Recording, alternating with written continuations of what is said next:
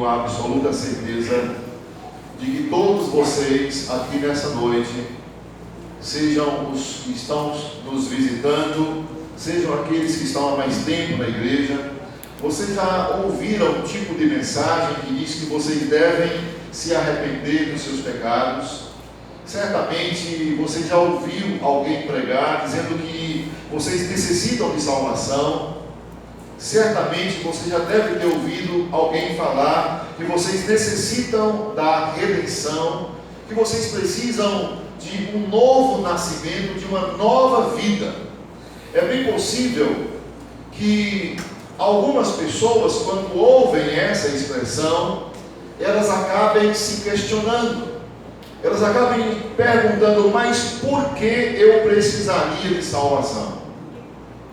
Talvez você já deva ter se questionado: mas por que eu necessito de um Redentor? Qual é o motivo de eu precisar dessas coisas? Eu sou uma pessoa normal. E então, respondendo a essa pergunta, talvez você deva ter ouvido dizer que a razão está no fato de você ser um pecador. A razão de você necessitar de um perdão, de um Redentor, a razão de você necessitar de uma nova vida é porque você é pecador, é porque você tem pecado habitando dentro de você. E é por isso que há uma necessidade de uma nova vida. E ainda assim, essa mensagem que é clara, esse é o teor simples do Evangelho. E talvez ao ouvir essa palavra, essa mensagem tenha permanecido inócua. Talvez essa mensagem tenha permanecido sem significado, sem relevância nenhuma para você. Você precisa de salvação, você precisa de arrependimento, você precisa de um Salvador, você precisa de um Redentor, porque você é pecador, porque o pecado habita dentro de você, e essa mensagem talvez ainda continua inócua. Ela não tem nenhum efeito, ela não mudou a sua vida, ela não impactou o seu coração, ela lhe deixou da mesma maneira. A questão, meus queridos irmãos, é que ao ouvir essas palavras, alguns ainda chegam e fazem a seguinte pergunta: mas o que é o pecado? Esse pecado que diz que eu pratiquei, esse pecado, ele está em meu coração, habitado em meu coração, mas o que é esse pecado? E algumas pessoas acabam chegando ao ponto de dizer: que direito tem Deus de me julgar? Por que esse Deus quer me julgar e dizer que eu preciso de um Salvador? Irmãos, a questão é que o homem, a todo tempo, nós gastamos toda a nossa existência, nós estamos a cada momento nos distanciando quando nós não amamos a Deus. É que o homem, principalmente o homem da nossa época, do século XXI, essa nossa geração, a cada dia ela está embevecida pelo espírito do século XXI, o espírito da nossa época. O homem está cada vez mais extasiado com a forma de pensar desse mundo pós-moderno. As pessoas estão contagiadas pela maneira como a nossa geração concebe a vida, e então não compreende a enorme gravidade do pecado. Estamos vivendo numa geração que não mais está parando para pensar que o pecado é algo extremamente grave. As pessoas estão vivendo da maneira como elas bem entendem, e então essa nossa geração pós-moderna, ela está tirando a gravidade do pecado do coração de muitas pessoas, e eles então estão vivendo de qualquer maneira. E até mesmo aquelas pessoas que fazem parte da igreja, talvez elas acabam até mesmo se perguntando qual é o real presente, qual é o real problema que está presente naquilo que a Bíblia denomina, e a Bíblia chama, as Sagradas Escrituras falam sobre pecado. Qual é o problema disso? Onde realmente está a dificuldade nesse pecado, isso que a Bíblia chama de pecado? Irmãos, eu gostaria de compartilhar com vocês, meus amados irmãos, a você, meu querido visitante, a você que ouve e ouvirá essa mensagem, talvez pelas redes sociais. Eu gostaria de compartilhar a todas as pessoas que ouvem essa palavra, que nessa noite, pela graça de Deus, é apenas pelo Espírito Santo de Deus, que nós podemos então compreender o que a Bíblia fala acerca do pecado. Qual é o verdadeiro problema do pecado? Gostaria de compartilhar com você nessa noite por que o pecado é mau. Nessa geração que está considerando de somenos importância a gravidade do pecado. Qual é o motivo que o homem precisa ser salvo? Porque o homem precisa de um redentor.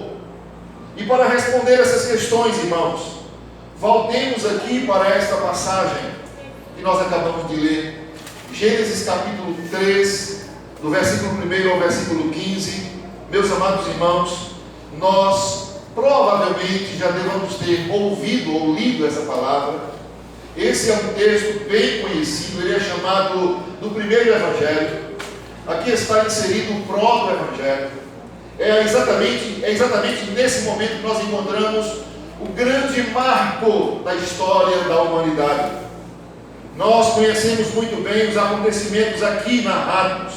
Não obstante, irmãos, é necessário que diante de nós, é necessário que o contexto ou o pano de fundo que está aqui atrás desse texto, é necessário que nós compreendamos, que nós possamos então ter uma noção correta, que nós possamos então ter a devida compreensão do que está narrado aqui nesse texto.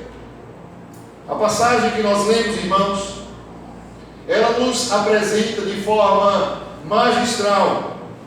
Ela nos apresenta aqui a única explicação plausível para tudo de ruim que nós experimentamos na nossa existência. Essa passagem, ela vai dizer por que todas as coisas ruins acontecem conosco. Por que nós estamos experimentando situações tão terríveis? Por que até mesmo os crentes, por que até mesmo os homens ou mulheres mais consagrados, mais certos na presença do Senhor, por que também passam por tantas provas? Se nós quisermos compreender o motivo, por exemplo, por que nós experimentamos fadigas? Por que nós passamos por dores? Por que nós experimentamos tristeza? Por que nós somos muitas vezes decepcionados? Por que vem sobre nós desapontamento, tribulação, sofrimento, enfim? Por que todos os espinhos dessa vida acontecem? Se nós quisermos saber, meus amados irmãos, devemos olhar para o capítulo 3 de Gênesis. Porque aqui em Gênesis 3 nós vamos ter toda essa explicação. A história desse capítulo é algo fantástico. Aqui usando uma redundância, a história desse capítulo é histórica. Do pecado, nós encontramos aqui nesse capítulo a sua história, o seu nascedouro. Aqui nós encontramos a história da infidelidade dos nossos primeiros pais. Aqui nós encontramos a história da ira e da maldição de Deus sobre os nossos primeiros pais. Aqui nesse capítulo 3 nós encontramos a paz da criação sendo perturbada. Aqui nesse capítulo 3 nós encontramos, meus amados irmãos, exatamente a grande tragédia da humanidade. A beleza da humanidade está sendo manchada. Tudo de ruim, tudo de muito ruim está registrado historicamente nesse capítulo 3 de Gênesis. Meus queridos irmãos, os nossos corações, eles precisam serem afetados, impactados quando nós lemos esse registro. Gênesis capítulo 3 nos mostra como aquilo que nós chamamos de pecado, esse capítulo mostra como aquilo que nós chamamos de pecado entrou no mundo criado por Deus, no mundo que é exatamente denominado pelo próprio Deus de muito bom. Até esse capítulo 3, antes desse texto, nós vamos ver o próprio Deus criando todas as coisas e o próprio Deus dizendo tudo é muito bom. Mas a partir desse capítulo 3, nós vamos perceber que tudo fica muito ruim. Que as coisas da humanidade, a situação mudou. O texto, meus amados irmãos, constitui-se de um verdadeiro marco da Bíblia Sagrada.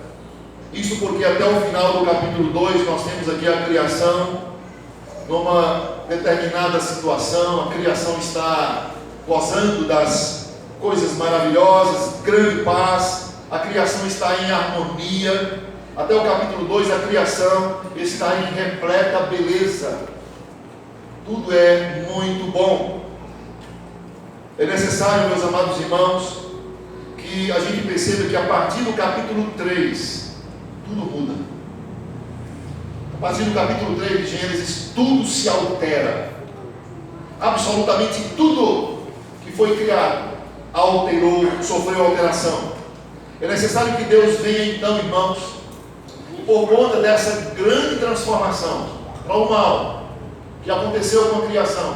É necessário então que Deus venha e intervenha em favor da sua criação. É necessário que Deus venha e interfira, e então faça algo pela criação e pelo próprio homem. Antes de Gênesis 3, nada de dor. Antes de Gênesis 3, nada de tristeza. Antes de Gênesis 3, nada de morte, nada de sofrimento. Antes de Gênesis 3, nada de inferno.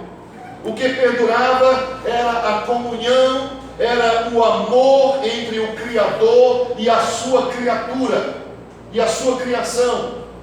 Antes de Gênesis 3, é exatamente esse cenário maravilhoso.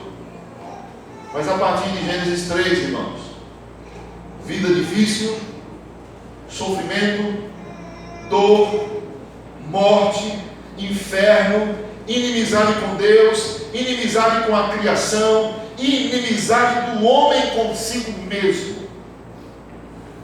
A situação ficou aterradora. Mas as perguntas que colocamos diante de nós são: o que aconteceu à boa criação de Deus? O que aconteceu que tudo ficou ruim?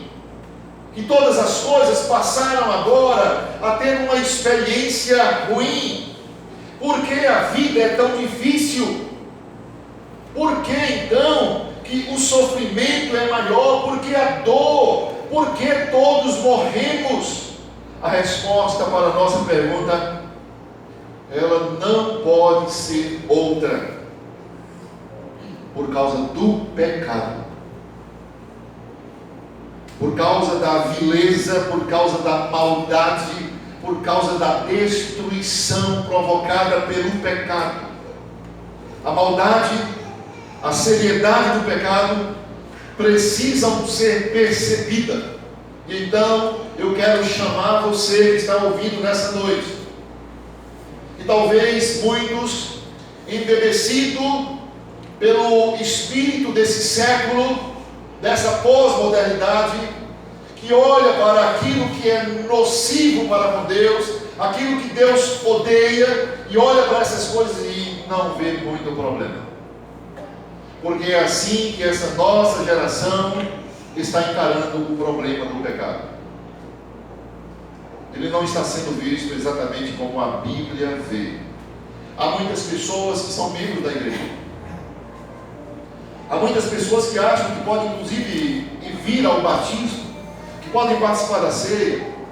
Há muitas pessoas que acham que podem cultuar, levantar as mãos e viver uma vida de adorador, mas que não parou ainda para perceber a gravidade do pecado, as consequências desse pecado. Então o pecado ainda continua nas suas vidas, e eles acham que porque conseguem cultuar, porque conseguem cantar louvores, porque conseguem ter emoção, espiritualidade, porque conseguem participar da ceia e nada está acontecendo, eles acham que o pecado pode continuar nas suas vidas. Irmãos, reflitamos sobre o problema do pecado. Por que devemos considerar sério esse problema?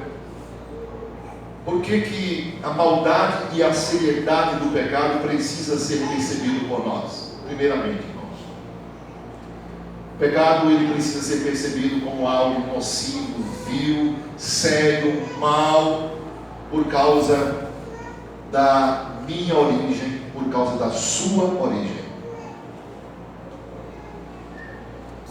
Porque nós temos uma história. Você não chegou nessa vida, você não nasceu no ventre da sua mãe, você não nasceu com o seu HD, com o seu banco de dados zerado. Não. Você não chegou à existência neutro, sem bem ou sem mal. Não. Você nasceu, você veio à existência, diz a palavra, em pecado me concebeu minha mãe. Eu nasci na iniquidade. Então você nasceu dessa forma. Então entenda, você tem uma origem.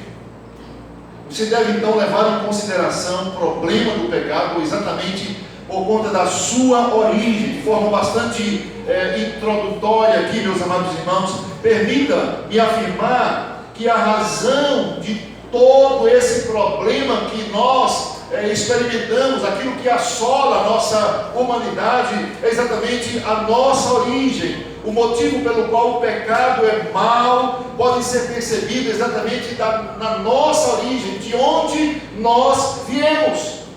A explicação está na criação, está na dignidade original do homem. O homem que é criado à imagem e semelhança de Deus. Capítulo 1 e capítulo 2 nós vamos perceber exatamente essa história da criação. O homem foi criado à imagem e semelhança de Deus. Nós, ao olharmos para Gênesis, volte aí uma página na sua Bíblia, não tenha o texto aberto. Gênesis no capítulo 1, versículo 26 e 27, irmãos. O texto é bem claro quando diz: também disse Deus. Olha só, Deus falou: façamos o homem à nossa imagem, conforme a nossa semelhança. Veja que a palavra, o pronome usado por Deus é: façamos a nossa imagem. Ele não está dizendo: eu vou fazer o homem à minha imagem, a nossa. Aqui nós encontramos a Trindade presente, Pai, Filho e Espírito Santo. Diz: façamos o homem à nossa imagem, conforme a nossa semelhança. Tenha ele domínio sobre os peixes do mar, sobre as aves dos céus, sobre os animais domésticos, sobre toda a terra e sobre todos os répteis que rastejam pela terra. Criou Deus, pois, o homem à sua imagem. A imagem de Deus os criou, homem e mulher os criou. Irmãos, aqui está a base. Perceba, aqui está o fundamento da nossa identidade. Aqui está a minha origem, aqui está a sua origem. Você não pode pensar que você é uma pessoa nova aqui na terra, que começou do zero. Não, você tem uma origem, e a sua origem está exatamente aqui. E é isso que torna o pecado tão odioso. É isso que torna o pecado tão nocivo. Porque nós fomos criados à imagem e semelhança de Deus. E o pecado arrancou tudo isso. A Bíblia nos ensina, meus amados irmãos, que enquanto cada animal foi criado, os textos que falam sobre a criação dos animais, eles foram criados segundo a sua espécie. O ser humano então foi criado à imagem e semelhança de Deus. Muitas vezes nós temos muitas dúvidas quanto o que seria essa imagem, o que seria essa semelhança de Deus. Isso quer dizer, irmãos, de forma bem simples, imagem e semelhança quer dizer que o homem, ele é uma representação de Deus. O homem, ele é semelhante a Deus em alguns aspectos. Nós não sabemos exatamente em quais aspectos o homem, ele é uma representação de Deus. É possível que seja exatamente por causa da capacidade de dominar sobre os animais, sobre toda a criação. Talvez seja por causa da capacidade que o homem tem de amar. Vocês pensam que um cachorrinho, que um bichinho e tal, eles têm amor? Não tem, irmão, não é amor. Essa capacidade de amar apenas o ser humano tem. E então paremos de querer colocar nos animais aquilo que Deus não colocou. É claro, tem animais que eles têm uma certa aproximação, têm um certo desejo de ficar próximo da sua própria natureza, assim. Mas apenas o homem, ele tem a capacidade de amar. Talvez essa seja exatamente uma das características que podem identificar o homem com essa imagem e semelhança de Deus. Também seja possível por causa da existência em sociedade, ou seja, assim como Deus subsiste em perfeita comunhão, Pai, Filho e Espírito Santo, o ser humano também deve existir em comunhão com outras pessoas. O que deve ficar para nós, irmãos, é que por ser o homem feito à imagem e semelhança de Deus, conforme a sua semelhança, perfeita semelhança, então o ser humano, ele possui uma dignidade tremenda. Por ele ser criado à imagem e semelhança de Deus, é um ser digno, é uma dignidade maravilhosa. Deus criou o homem com o que há de melhor, com aquilo que havia de melhor à sua disposição. Irmãos, logo após a criação do homem, a própria Bíblia diz aí no capítulo 1, versículo 31, viu Deus que tudo era muito bom. Por que Deus disse isso? Por causa da criação do homem segundo a sua própria imagem. Porque uma das criaturas, ela carregava a sua imagem. Deus disse que era tudo bom porque uma das suas criaturas carregava a sua imagem e foi feita a sua semelhança. O homem, meus amados irmãos, ele é grandioso somente porque ele é a imagem de Deus. Mas nós devemos compreender que, apesar de um pouco de honra de Deus que foi colocada sobre o homem, aí vem esse capítulo 3 de Gênesis para mudar toda a história. Aí tem esse capítulo 3 de Gênesis. O que aconteceu com aquele que é a imagem de Deus? O que aconteceu com a imagem de Deus depois que Adão e Eva pecaram contra Deus? Será que essa imagem ela foi completamente apagada? Como alguns dizem. Será que essa imagem de Deus no homem foi destruída? Não, irmãos. Nós não cremos que a imagem de Deus foi totalmente destruída. Após o pecado, por causa do pecado, a maior preciosidade do homem ficou absolutamente maculada. Após o pecado, aquilo que era precioso, aquilo que era a imagem e semelhança de Deus, isso ficou maculado, isso ficou desfigurado. Isso ficou completamente corrompido. Fazendo aqui uso das palavras do grande reformador João Calvino, nós podemos dizer que a imagem de Deus no homem ela foi corrompida de tal maneira que qualquer coisa que ele reste, qualquer coisa que tenha ficado no homem, não passa de horrível deformidade.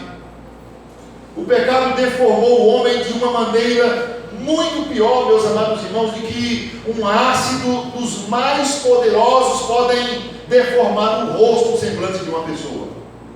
O pecado fez infinitamente pior. O homem, ele foi criado para ser muito mais do que animal. O homem, meus caros irmãos, ele foi criado de forma diferente dos animais. E enquanto os animais foram criados com a sua face voltada para baixo, os animais foram criados não para glorificarem a Deus de uma forma especial. O homem foi criado para contemplar os céus, para olhar para cima, para manter comunhão, para manter diálogo. O homem foi criado para manter relacionamento com aquele que habita nos céus. Mas o que o pecado fez com o ser humano?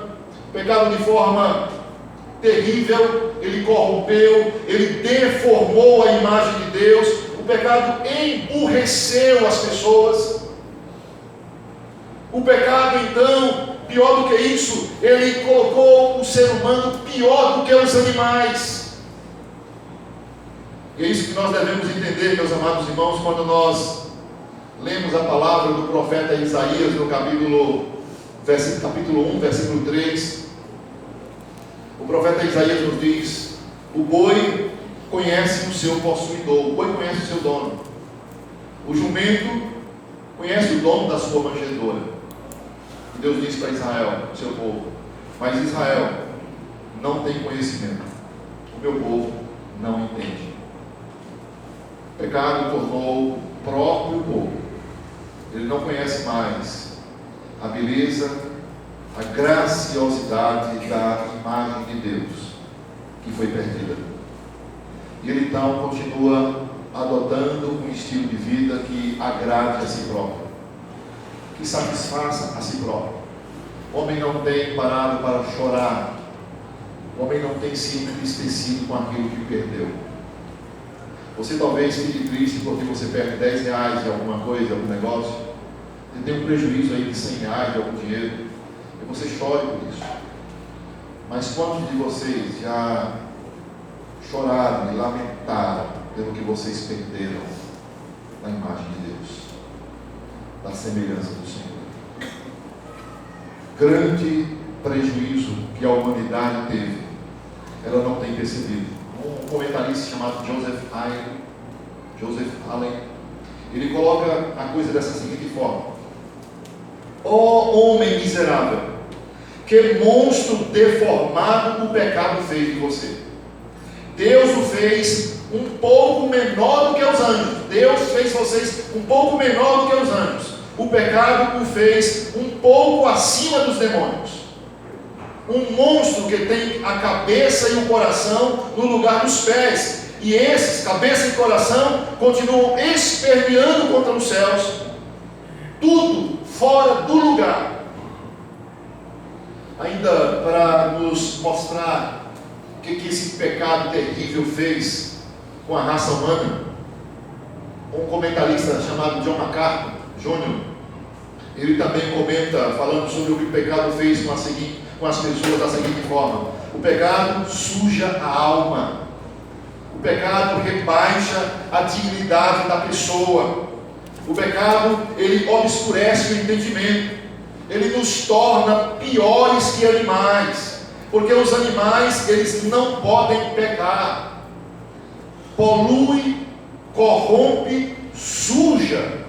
Todo o pecado é vulgar, é repulsivo. Todo pecado, ele é revoltante aos olhos de Deus.